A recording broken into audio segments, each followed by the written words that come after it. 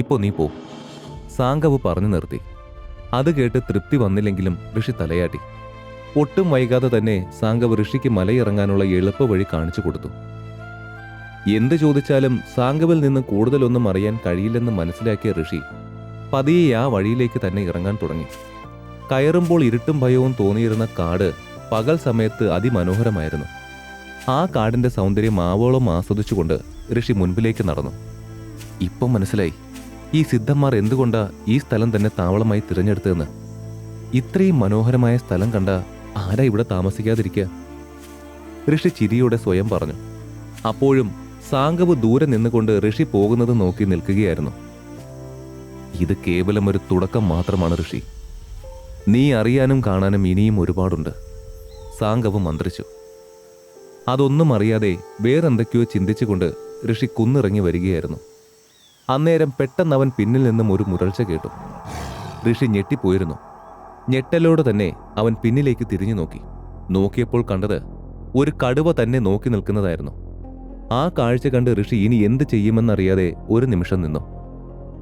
എന്റെ ദൈവമേ, ഈ സാധനം ഇതുവരെ പോയില്ലേ? ഇനി ആ മഹാഗുരു എനിക്കിട്ട് തരുന്ന പണിയാണോ ഇതിപ്പോ? ഇതിനെ ഞാൻ ഫൈറ്റ് ചെയ്ത് വീഴ്ത്തണോ, അതോ ഉള്ള ജീവനും കൊണ്ട് ഓടി ഇവിടുന്ന് രക്ഷപ്പെടണോ? ആ കടുവയെ കണ്ട് ഋഷി ഭയപ്പാടോടെ സ്വയം ചോദിച്ചു. ഋഷി ആശങ്കയോടെ നിന്നു. വീണ്ടും ആ കടുവ ഋഷിയെ നോക്കി ഗർജിച്ചു. അത് കേട്ടതും ഋഷി തെല്ലൊന്ന് ഞെട്ടലോടെ അതിനെ തന്നെ നോക്കി. കടുവയുടെ കണ്ണുകളിൽ വിശപ്പിന്റെ തീഷ്ണതയുണ്ടായിരുന്നു. അത് കണ്ടപ്പോൾ അതിനെതിരെ പോരാടി ധീരത തെളിയിക്കുന്നതിനേക്കാൾ ഓടി രക്ഷപ്പെടുന്നതാണ് നല്ലതെന്ന് ഋഷിന് തോന്നി. പിന്നൊന്നും നോക്കിയില്ല, ഒറ്റ ഓട്ടമായിരുന്നു ഋഷി അവിടുന്ന്. ഓടാൻ തുടങ്ങിയ ഋഷി ഒടുവിൽ മലയുടെ മുകൾ ഭാഗത്തെത്തി. അവിടെ എത്തി അല്പനേരം പരിഭ്രാന്തിയോടെ ഋഷി ചുറ്റും നോക്കി. പക്ഷെ ഒട്ടും പ്രതീക്ഷിക്കാതെ അവൻ പെട്ടെന്ന് മലമുകളിൽ നിന്ന് തല കറങ്ങി വീണു. ആ വീഴ്ചയിൽ പകുതി ബോധത്തിൽ ഋഷി തന്റെ മാതാപിതാക്കളും ശ്രീലക്ഷ്മിയെയും അവന്റെ ഉറ്റ സുഹൃത്തുക്കളെയും മുത്തച്ഛനെയും ഓർത്തുപോയി. ആ വീഴ്ചയിൽ തന്നെ ഋഷി തന്റെ ജീവിതം അവസാനിച്ചെന്ന് കരുതിയിരുന്നു. കണ്ണുകൾ മുറുകെ അടച്ചുകൊണ്ട് അവൻ എന്തെങ്കിലും രക്ഷപ്പെടാൻ ഒരു കച്ചിത്തുരുമ്പിനായി കൈകൊണ്ട് പരതി. പക്ഷേ അങ്ങനെ ഒന്നും തന്നെ ഉണ്ടായിരുന്നില്ല. ഋഷി താഴേക്ക് തന്നെ പോയിക്കൊണ്ടിരുന്നു. എല്ലാം അവസാനിച്ചുവെന്ന് കരുതി നിൽക്കെ പെട്ടെന്ന് ഋഷിക്ക് എന്തോ തന്റെ അരയിൽ ചുറ്റിയതായി തോന്നി. ആ നിമിഷം ഞെട്ടി ഉണർന്ന ഋഷി കാണുന്നത് വലിയ കൊമ്പുകളുള്ള ഒരു ആന അതിന്റെ തുമ്പിക്കൈ കൊണ്ട് ഋഷിയുടെ അരയിൽ ചുറ്റിപ്പിടിച്ച് നിൽക്കുന്നതാണ്. ആ ആന സൂക്ഷിച്ച് അവൻ ആനയുടെ പുറത്തിരുത്തി. ഋഷിക്ക് അവന്റെ കണ്ണുകളെ വിശ്വസിക്കാനായില്ല. അപ്പോഴേക്കും ആന പതിയെ അവനെയും കൊണ്ട് പിന്നിലേക്ക് തിരിഞ്ഞു. അന്നേരമാണ് ആനയുടെ പുറകിൽ മറ്റാനകൾ നിൽക്കുന്നത് ഋഷി കണ്ടത്.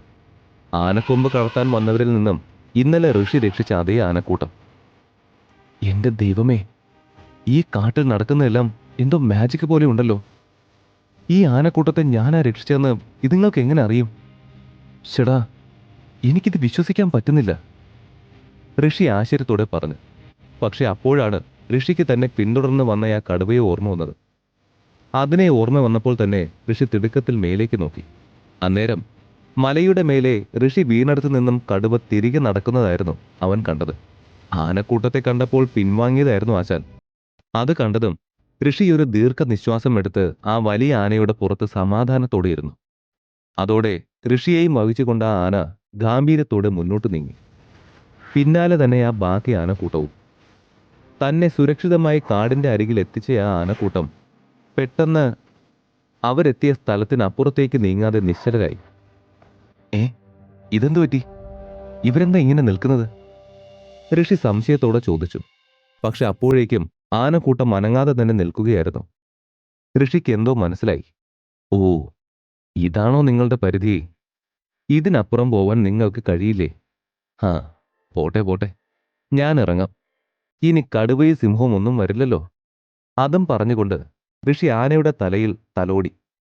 അപ്പോൾ തന്നെ കാര്യം മനസ്സിലായ പോലെ ആന തന്റെ മുട്ടുകുത്തി ഋഷിക്ക് ഇറങ്ങാൻ പാകത്തിന് തറയിലേക്കിരുന്നു.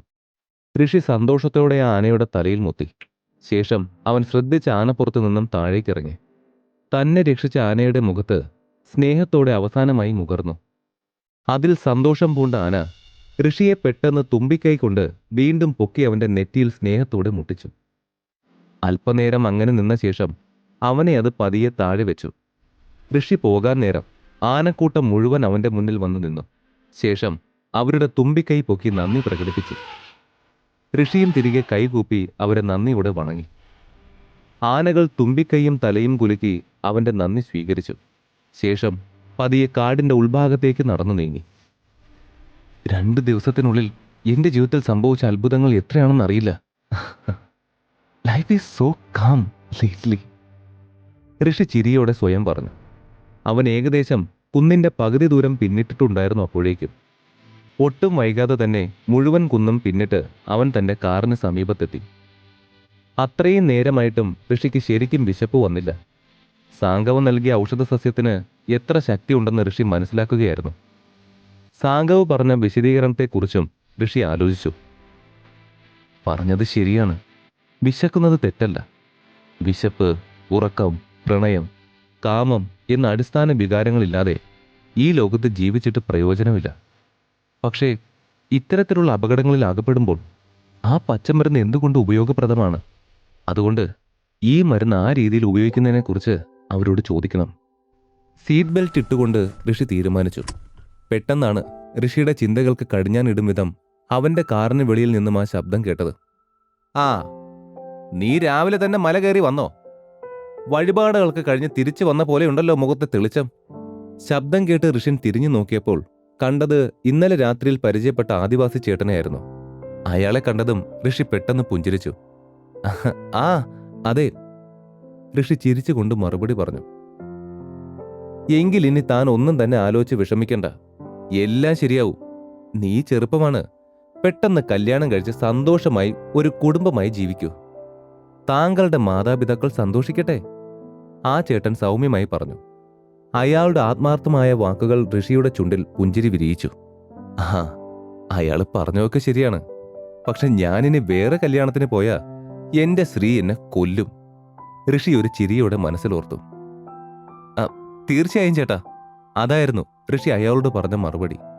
അത് കേട്ട് അയാൾ ഒന്ന് തലയാട്ടി. എങ്കിൽ ശരി, എനിക്കിവിടുന്ന് ഒരുപാട് ദൂരം വണ്ടി ഓടിച്ച് പോവാനുള്ളതാ. ഞാൻ ചെല്ലട്ടെ. ചിരിയോടെ ആ ഗ്രാമവാസിയെ നോക്കി അതും പറഞ്ഞ് ഋഷി തന്റെ യാത്ര തുടർന്നു. പക്ഷെ പെട്ടെന്ന് എന്തോ ആലോചിച്ച് നിന്ന ആദിവാസി ചേട്ടൻ ഋഷിയെ കണ്ണും വിടർത്തി നോക്കി. അയ്യോ, നിൽക്കൂ, 1 മിനിറ്റ്. അതും പറഞ്ഞ് അയാൾ ഋഷിയെ തടഞ്ഞു. എന്താ ചേട്ടാ? ഋഷി സംശയത്തോടെ ചോദിച്ചു. ഋഷിയുടെ ചോദ്യം കേട്ട് അയാൾ തിരക്കിൽ പിന്നിലേക്ക് തിരിഞ്ഞു. ഒരു പ്രധാന കാര്യമുണ്ട്. കുറച്ചു നേരം നിൽക്കൂ, ഞാൻ പെട്ടെന്ന് പോയി വരാം. അയാൾ വേഗത്തിൽ ഓടുന്നതിനിടെ പറഞ്ഞു. ആ തിരിഞ്ഞോടിയ അയാൾ അവിടെയുള്ള ചെറിയ കടയിൽ വെച്ചിരുന്ന ഒരു കവറെടുത്ത് ഋഷിക്കരികിലേക്ക് ഓടി വന്ന് അത് അവന്റെ കയ്യിൽ കൊടുത്തു. വീട്ടിലുള്ളവർക്ക് കൊടുക്കു മോനെ. അതും പറഞ്ഞുകൊണ്ട് ഋഷിയെ സംസാരിക്കാൻ സമ്മതിക്കാതെ അത് അയാൾ ഋഷിയുടെ കയ്യിൽ പിടിപ്പിച്ചു. അതിൽ കാട്ടുതേനും ചില നാടൻ പലഹാരങ്ങളുമായിരുന്നു. ഋഷി ആശ്ചര്യത്തോടെ അയാളെ നോക്കി. ഇനി വൈകണ്ട, പോയി വരൂ. ഋഷിന്റെ ഭാവം കണ്ട് അയാൾ ചിരിയോടെ പറഞ്ഞു. ഋഷി സന്തോഷത്തോടെ അയാളോട് ബൈ പറഞ്ഞുകൊണ്ട് തന്റെ കാറെടുത്തു. അപ്പോഴും ഋഷിയുടെ അത്ഭുതം മാറിയിരുന്നില്ല. കാരണം ജീവിതത്തിൽ ഋഷി ഇതുവരെ കണ്ടുമുട്ടിയ ആളുകളെല്ലാം ഒന്നുകിൽ ഋഷി സമ്പന്നനാണെന്ന് അറിഞ്ഞാലേ അവനെ ബഹുമാനിക്കൂ. എന്തിനേറെ സ്നേഹത്തോടെ ഒന്ന് സംസാരിക്കുക വരെ ചെയ്യൂ. അതല്ലെങ്കിൽ ആളുകൾ അവനോട് മോശമായി പെരുമാറും. കണ്ടുമുട്ടിയവരിൽ ഭൂരിഭാഗവും അങ്ങനെയായിരുന്നു. അങ്ങനെ ഇരിക്കുമ്പോൾ അവന്റെ സുഹൃത്തുക്കളുടെ കൂട്ടത്തിൽ ഇപ്പോഴിതാ പുതിയ ഒരാൾ. ഈ കഥ തുടർന്ന് കേൾക്കുന്നതിനായി ഇപ്പോൾ തന്നെ പോക്കറ്റ് FM ആപ്പ് ഇൻസ്റ്റാൾ ചെയ്യൂ.